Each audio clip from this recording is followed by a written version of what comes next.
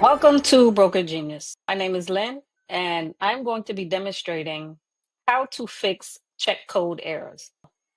How do you get a check code error? Well, when you import your invoice, sometimes the system does not recognize your item. So it will not give you or just make up a HS code for your item. It won't give you an HS code at all. So therefore, you must manually put in the correct HS code.